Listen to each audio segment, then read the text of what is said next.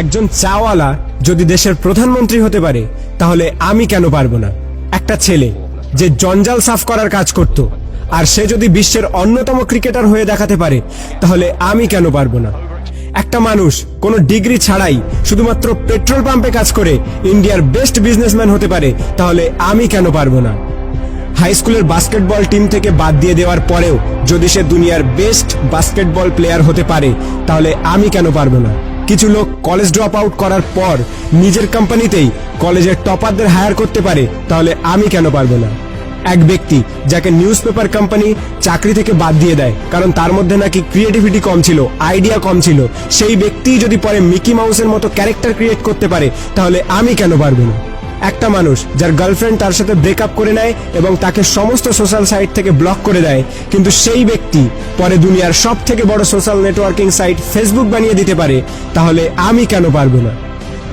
এক ব্যক্তি 999 বার ফেল হওয়ার পরেও হার না মেনে 1000 বারের মাথায় বাল্ব আবিষ্কার করতে পারে তাহলে আমি কেন পারবো না? দুবার বিজনেসে ফেল হওয়ার পরে ডিপ্রেশনে গিয়ে পরপর 8 বার ইলেকশনে হেরে গিয়ে 9 বারের মাথায় আমেরিকার প্রেসিডেন্ট হতে পারে তাহলে আমি কেন পারবো না?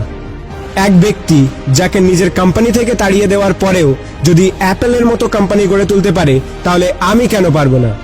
একটা মেয়ে যে 9 বছর বয়সে সেক্সুয়ালি অ্যাবিউজড হওয়ার পরেও 10 বছর বয়সে প্রেগনেন্ট হওয়ার পরেও লোকাল টিভি শো থেকে বের করে দেওয়ার পরেও অস্কার জিততে পারে এবং কোটি কোটি টাকা ইনকাম করতে পারে তাহলে আমি কেন পারবো না?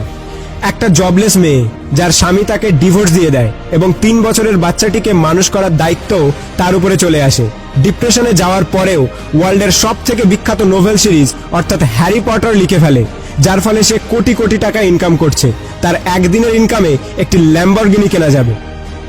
এক ব্যক্তি যার পুরো বডি প্যারালাইজড, চলাফেরা তো দূরের কথা, নিজের আঙুল পর্যন্ত নাড়াতে পারে না, সে যদি ওয়ার্ল্ডের one of the best scientist হতে পারে তাহলে আমি কেন পারবো না? তোমরা সব জিনিসই অ্যাচিভ করতে পারো যেটা তোমরা করতে চাও, যার স্বপ্ন তোমরা দেখো, শুধু তার জন্য একটা আগুন দরকার, একটা স্পার্ক দরকার।